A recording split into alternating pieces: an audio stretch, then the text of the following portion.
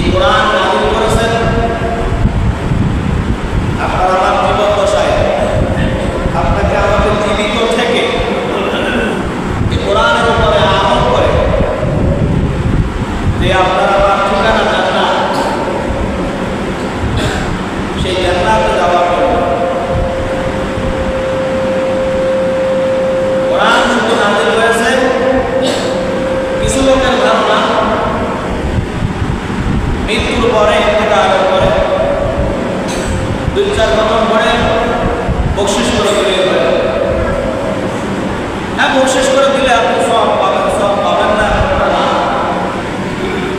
কিছু সব আপনারা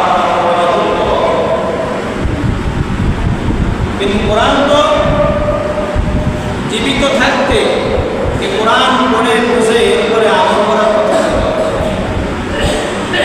রাসূল আরবী সাল্লাল্লাহু আলাইহি ওয়াসাল্লাম বলেন, তালাবুল ইলমি ফারিদাতুন আলা কুল্লি মুসলিম। দ্বীনি ইলম তলব করা, দ্বীনি ইলম অন্বেষণ করা, কোরআনের ইলম অন্বেষণ করা, কোরআনের জ্ঞান অর্জন করা প্রত্যেকটা মুসলমান নরনারীর উপরে ফরজ, আইন বাধ্যতামূলক করতেই হবে। এখন এই প্রক্রিয়াতে আপনি আমি আদায় করতে পারি নাই, আদায় করতে পারি নাই। রাষ্ট্র ব্যবস্থা, শিক্ষা ব্যবস্থা কোনোটাই এটা নাই। এই প্রক্রিয়া আদায় করার ব্যবস্থা আমাদের দেশে কি আছে? রাষ্ট্রীয়ভাবে আছে, ব্যবস্থা আছে? নাই। বরঞ্চ আমাদের দেশে যে শিক্ষা ব্যবস্থা আছে, যে শিক্ষা কারিকুলাম আছে, সেই শিক্ষা কারিকুলাম তো হলো সম্পূর্ণ নাস্তিকবাদী শিক্ষা কারিকুলাম। এই কারিকুলাম কথা বলতে হবে, নাস্তিকবাদী শিক্ষা কারিকুলাম কথা বুঝতে হবে আপনারা। নাস্তিকবাদী এক শিক্ষা কারিকুলাম দিয়ে এই গোটা জাতিকে শিক্ষা দেওয়া হচ্ছে, কোরআন ভিত্তিক শিক্ষা। এমএ পাস করে, ডক্টরেট পাস করে, কিন্তু পাস কইরাও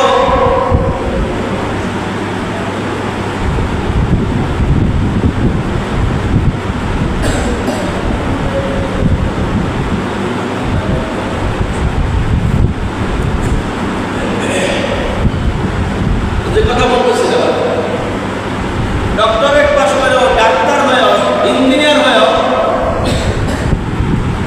কোরআন সহিহ শুদ্ধ করে পড়ার মতো যোগ্যতা অর্জন করতে পারে না। কথা বলেন, মিথ্যা কথা বলতেছি? কোরআন সহিহ শুদ্ধ করে পড়ার মতো ব্যবস্থা সেখানে আছে না? সেই শিক্ষা কারিকুলামে আছে না? নাই। এমনকি বাবার জানাজার নামাজে দাঁড়ায় জানাজার দোয়াটা পাঠ করবে, এই দোয়াটা পর্যন্ত এই শিক্ষা কারিকুলামে নাই। মায়ের জানাজার নামাজে দাঁড়ায় শেষ দোয়াটা করে দেবে মায়ের জন্য, সেই দোয়া শিক্ষার ব্যবস্থা এই শিক্ষা কারিকুলামে নাই। এই শিক্ষা ব্যবস্থা এই জাতিকে কি উপহার দিল, কি শিক্ষা দিল? এই শিক্ষা ব্যবস্থা। আর এই শিক্ষায় শিক্ষিত হইয়া আলেম ওলামাদেরকে নিয়ে শিক্ষিত করে, আলেম ওলামাদেরকে নিয়ে নাক শিক্ষায়।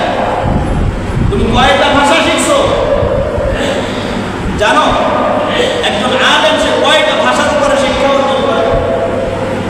আরে মিয়া, তুমি 2 লাইন ইংরেজি পড়তে পারো, এই তো মনে করছো আলেমরা ইংরেজি পারে? মাদ্রাসার ছাত্ররা তো ইংরেজিতে বক্তব্য দিয়ে তাক লাগিয়ে দেয়, স্কুল কলেজের ছাত্ররা ইংরেজিতে বক্তব্য দিতে যায়, রাত ভেঙে দেয়। কথা বলেন, আমরা দেখতেছি তো এগুলো। তাহলে কোন শিক্ষার বলাই দেখা, কি শিক্ষা অর্জন করছে ভাই? এজন্য সকলের প্রতি সবিনয় অনুরোধ থাকতে হলো এটাই, আপনি ডাক্তার হন, ডক্টর হন, ইঞ্জিনিয়ার হন, এসপি হন, যাই কিছু হন, হবেন, কোনো সমস্যা নেই। দরকার মুসলমানের সন্তানরা আজকে জ্ঞান বিজ্ঞানের শীর্ষে থাকার কথা ছিল। আজকে মুসলমানদের সন্তানদের জ্ঞান বিজ্ঞানের শীর্ষে থাকার কথা ছিল।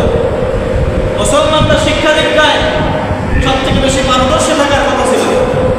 কিন্তু মুসলমানের সন্তানেরা শিক্ষা দীক্ষায় সেই পারদর্শী নাই। মুসলমানেরা শিক্ষা দীক্ষায় অনেক দিক দিয়ে পিছিয়ে পড়ে আছে। আজকে কয়জন মুসলমান বিজ্ঞানী খুঁজে পাবেন? পাবেন? ভালো একজন এমবিবিএস ডাক্তার কয়জন আছে? এমবিবিএস ডাক্তার মুসলমান পাবেন?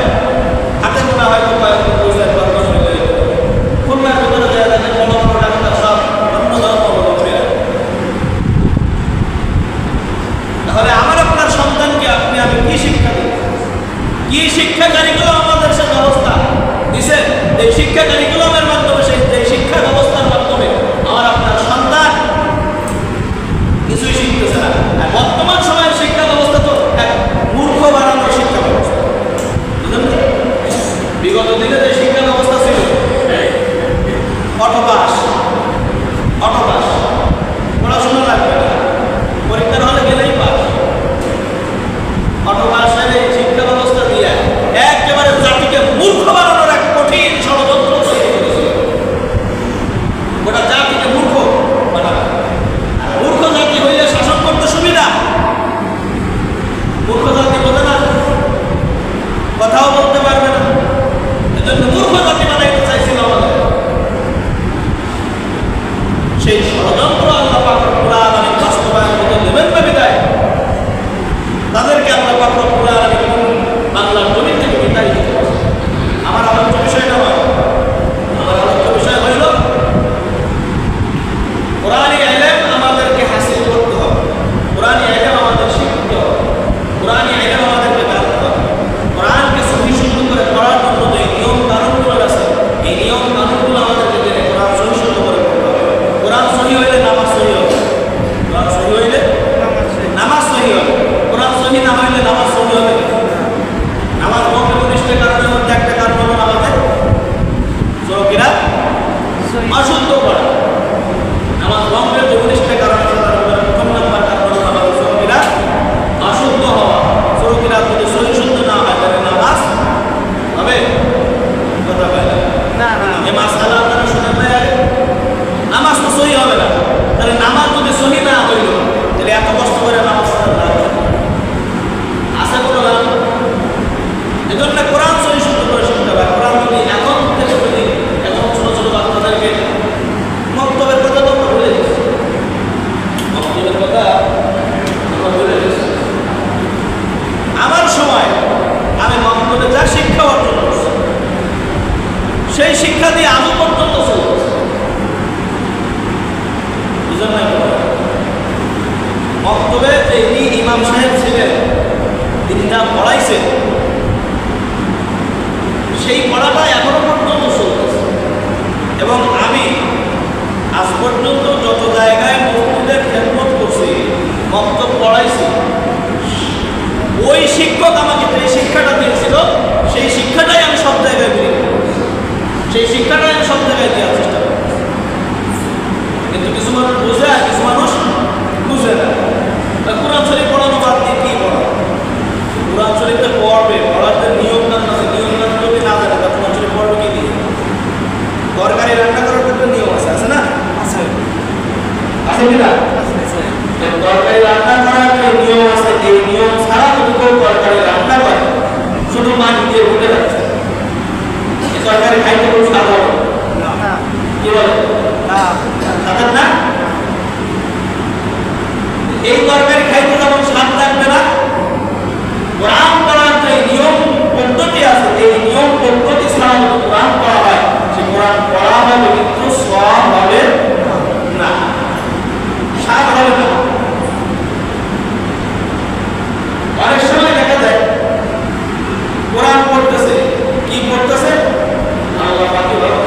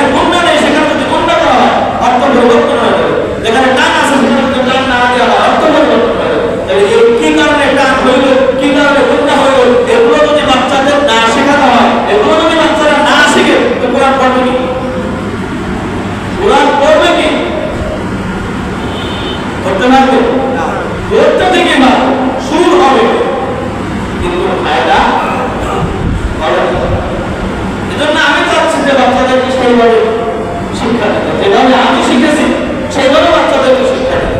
বাচ্চারা শুধু এখানে আসবে আর যাবে, আসবে আর যাবে, ফলাফল জিরো, না, এটা হতে পারে না। কারণ কিয়ামতের ময়দানে আল্লাহ পাক রব্বুল আলামিনের কাছে আমাকে জবাবদিহি কাঠ করে দাঁড়াতে হবে। আল্লাহ আমার কাছে জবাবদিহি নেবে, তুমি আমার মসজিদের ইমাম ছিলে, সুন্দর মসজিদের ইমাম ছিলে, মক্তব পড়াইছো, তোমার কাছে বাচ্চাদেরকে পাঠানো হয়তো সকালবেলায়, কি শিক্ষা দিচ্ছ ওই বাচ্চাদেরকে? কোরআন থেকে সহি সুন্নাতের শিক্ষা দাও নাই কেন? তাদের জীবনের এই মূল্যবান সময় তুমি নষ্ট করেছো কেন? এই হিসাব দেওয়া লাগবে না? তখন আমি কি হিসাব করবো? আল্লাহ আমার আইসে আর গেছে, আসছে আর গেছে, এই হিসাব। প্রত্যেকটা বাচ্চা এই 1 ঘন্টা হোক আর 1.5 ঘন্টা হোক, যত সময় এখানে আসে, এই বাচ্চাটাকে এই সময়টা আমার কাছে, এই সময়টার জিম্মাদারি আমার কাছে। এই বাচ্চাটা এই সময়ের ভিতরে একে সুনির্দিষ্ট কিছু নিয়ম কানুন শিক্ষা দিতে হবে। একটা কালেমা যদি বাচ্চাটাকে আমি যদি শিক্ষা দিয়ে দিই, এখন যদি বাচ্চাটাকে যদি আমি কালেমা শিক্ষা দিই, এখানে যারা আসেন অনেকের কাছে জিজ্ঞাসা করে চারটা কালেমা বলতে পারবেন, ইমানে মুসলমান বলতে পারবেন না, হুজুর চারটা মনস্টিক মতন বলতে পারবেন না, পারবেন? হুজুর হওয়ার কারণ শান্তি ঠিক মতো বলতে পারবেন, আমাদের 14টা ওয়াজিব বলতে পারবেন, আমাদের বাহিরে ভিতরে তারা আমল বলতে পারবেন, কিন্তু আমি এগুলো বক্তব্য থেকে শিখেছি। অর্থাৎ আমি চাই সেরকম একটা বক্তব্য আমাদের দেশ থেকে বিলুপ্ত করে আসে আর যায়, বাচ্চারা আসে আর যায়, ওই শিখলে শিখলো, না শিখলে না শিখলো, গার্জিয়ান কিছু বোঝে না। কিন্তু চিন্তা তো করতে হবে আমাকে, যে আমাকে আল্লাহ দরবারে দাঁড়ায় হিসাব দিতে হবে। হিসাব কিন্তু কঠিন জিনিস, হিসাবে যদি গরমিল হয়ে যায় তাহলে আল্লাহ তো এই জান্নাত কখনো জুটবে না। আমার ভাইরা, আমার আজকের আলোচ্য বিষয় হইল আল্লাহ পাক রব্বুল আলামিন আপনাকে আমাকে দুনিয়ার জমিনে পাঠাইছেন, আপনাকে আমাকে দুনিয়ার জমিনে পাঠায়া একটা সময় অতিবাহিত করার পর আপনাকে আমাকে আল্লাহ পাক রব্বুল আলামিন একটা জীবন দান করেন, বিবাহিত জীবন, বৈবাহিক জীবন। এই বৈবাহিক জীবনে যাওয়ার পরে অনেক ক্ষেত্রে দেখা যায় যে বৈবাহিক জীবনে যাওয়ার আগে যে ছেলেটা 5 ওয়াক্ত নামাজি ছিল, এই ছেলেটা দিনদার ছিল, কিন্তু অনেক ক্ষেত্রে